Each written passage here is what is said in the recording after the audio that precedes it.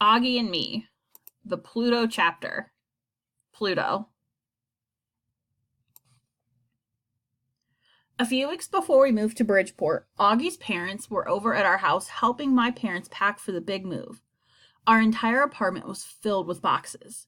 Auggie and I were having a Nerf war in the living room, turning the boxes into hostile aliens on Pluto. Occasionally, one of our Nerf darts would hit Via, who was trying to read her book on the sofa. Okay, maybe we were doing it a little bit on purpose. Stop it! She finally screamed when one of my darts zinged her book. Mom! She yelled. But Isabel and Nate were all the way on the other side of the apartment with my parents, taking a coffee break in the kitchen. Guys, can you please stop? Via said to us seriously. I nodded, but Auggie shot another dart at her notebook. That's a fart dart, said Auggie. This made us both crack up. Via was furious. You guys are such geeks, she said, shaking her head. Star Wars. Not Star Wars, Pluto, answered Auggie, pointing his Nerf blaster at her. That's not even a real planet, she said, opening her book to read. Auggie shot another Nerf dart at her book. What are you talking about? Yes, it is. Stop it, Auggie, or I swear I'll... Auggie lowered his Nerf blaster. Yes, it is, he repeated. No, it's not, answered Via. It used to be a planet. I can't believe you two geniuses don't know that after all the space videos you've watched. Auggie didn't answer right away, like he was processing what she had just said. But my very educated mother just showed us 9 planets. That's how Mommy said people remember the planets in our solar system. My very educated mother just served us nachos, said Via. Look it up. I'm right. She started looking it up on her phone. It may be that in all our reading science books and watching videos, this information had made its way to us before. But I guess we never really understood what it meant. We were still little kids when we were in our space phase. We barely knew how to read. Via started reading aloud from her phone. From Wikipedia, the understanding that Pluto is only one of several large icy bodies in the outer solar system prompted the International Astronomical Union, the IAU, to formally define planet in 2006. This definition excluded Pluto and reclassified it as a member of the new dwarf planet category, and specifically as a Plutoid. Do I need to go on? Basically, what that means is that Pluto was considered too puny to be a real planet. So there, I'm right. Auggie looked really upset. Mommy, he yelled out. It's not that big a deal, Auggie, said Via, seeing how upset he was getting. Yes, it is, he said, running down the hallway. Via and I followed him to the kitchen, where our parents were sitting around the table over a bagel and cream cheese spread. You said it was my very educated mother who just showed us 9 planets, said Auggie, charging over to Isabel.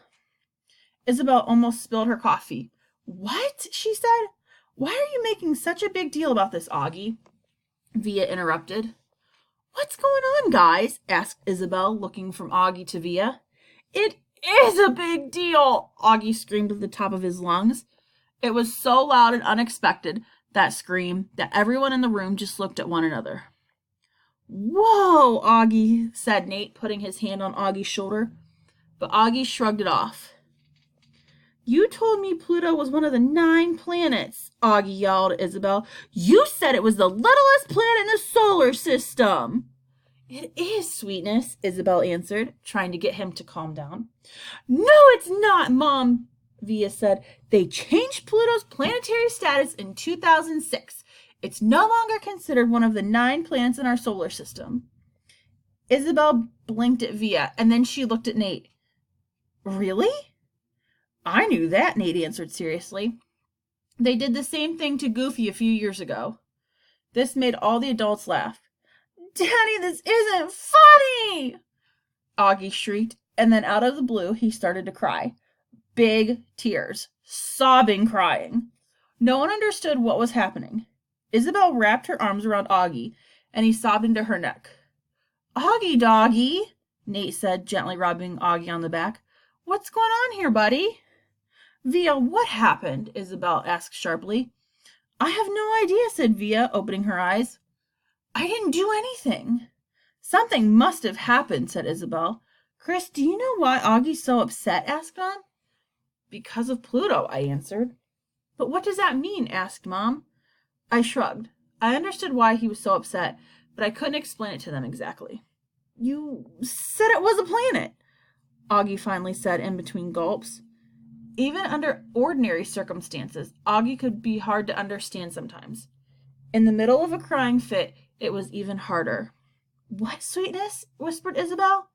You said it was a planet, Auggie repeated, looking up at her. I thought it was, Auggie, she answered, wiping his tears with her fingertips. I don't know, sweetness. I'm not a real science teacher. When I was growing up, there were 9 planets. It never occurred to me that that could change.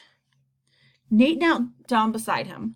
But even if that's not considered a planet anymore, Auggie, I don't understand why that should upset you so much.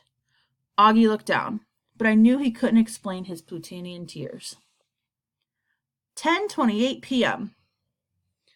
By about 10:30, I was getting desperate about the math test tomorrow. I had texted Jake, who's in my math class, and messaged a few other kids on Facebook. When my phone buzzed, I assumed it was one of these kids. But it wasn't. It was Auggie. Hey, Chris, just heard about your mom being in hospital. Sorry, hope she's okay. I couldn't believe he was texting me, just when I'd been thinking about him. Kind of psychic. Hey, Aug, I texted back. Thanks. She's okay. Broke her femur. She has this huge cast. He texted me a sad face emoji. I texted back. My dad had to carry her up all the stairs. They kept bumping into wall. Ha ha. He texted me a laughing emoji. I texted, I was going to call you today to tell you sorry about Daisy. Sad face. Yeah, thanks. He texted a string of crying emojis.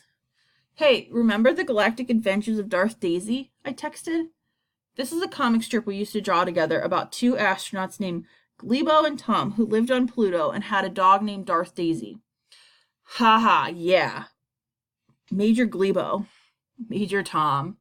Good times, he texted back. Daisy was the greatest dog in the universe, I thumbed loudly. I was smiling. He texted me a picture of Daisy. It had been such a long time since I had seen her. In the picture, her face had gotten completely white and her eyes were kind of foggy. But her nose was still pink and her tongue was still super long as it hung out of her mouth.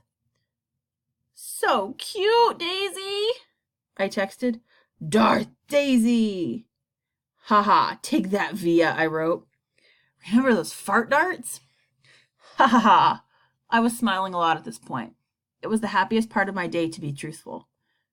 That was when we were still in Pluto. Were we into Star Wars yet? Getting into it. Do you still have all your miniatures? Yeah, but I put some away too. So anyway, Glebo, my mom's telling me I got to go to bed now. Glad your mom is okay. I nodded. There was no way I could ask him for help in math at this point. It would be just too lame. I sat down on the edge of the bed and started responding to his text. Before I could finish, he texted, My mom actually wants to talk to you. She wants to face chat. Are you free? I stood up. Sure. 2 seconds later, I got a request to face chat. I saw Isabel on the phone. Oh, hey, Isabel, I said. Hey, Chris, she answered. I could tell she was in her kitchen. How are you? I talked to your mom earlier. I wanted to make sure you guys got home okay. Yeah, we did. And she's doing okay? I didn't want to wake her if she's sleeping. Yeah, she's sleeping, I answered. Oh, good. She needs her rest. That was a big cast. Dad's staying here tonight. Oh, that's so great, she answered happily. I'm so glad. And how are you doing, Chris? I'm good. How's school? Good. Isabel smiled. Lisa told me you got her beautiful flowers today. Yeah, I answered, smiling and nodding. Okay, well, I just want to check in with you and say hello. Chris, I want you to know that we're thinking about you guys, and if you need anything, and if there's anything we can do... I'm so sorry about Daisy, I blurted out. Isabel nodded. Oh, thank you, Chris. You guys must be so sad. Yeah, it's sad. She was such a presence in our house. Well, you were there when we first got here, remember? She was so skinny. I said. I was smiling. But suddenly, out of the blue, my voice got a little shaky. With that long tongue of hers, she laughed. I nodded. I felt a lump in my throat, like I was going to cry. She looked at me carefully. Oh, sweetie, it's okay, she said quietly. Augie's mom had always been like a second mom to me. I mean, aside from my parents and maybe my grandmother, Isabel Pullman knew me better than anyone else. I know, I whispered. I was still smiling, but my chin was trembling. Sweetie, where's your dad? Can you put him on the phone? I shrugged. I think he might be asleep now. I'm sure he won't care if you wake him up, she answered. Go get him. I'll wait on the phone. Auggie nudged his way into the view of the screen. What's the matter, Chris? He asked. I shook my head, fighting back tears. I couldn't talk. I knew if I did, I'd start to cry. Christopher, Isabel said, coming close to the screen. Your mom is going to be fine, sweetie. I know, I said, my voice cracking, but then it just came out of me. But she was in the car because of me, because I forgot my trombone. If I wouldn't have forgotten my stuff, she wouldn't have gotten into an accident. It's my fault, Isabel. She could have died. This all came pouring out of me in a string of messy crying bursts. 10:52 p.m. Isabel put Auggie on the phone while she called Dad's cell phone to let him know I was crying hysterically in my room. A minute later, Dad came into my room and I hung up on Auggie. Dad put his arms around me and hugged me tightly. Chris, said Dad.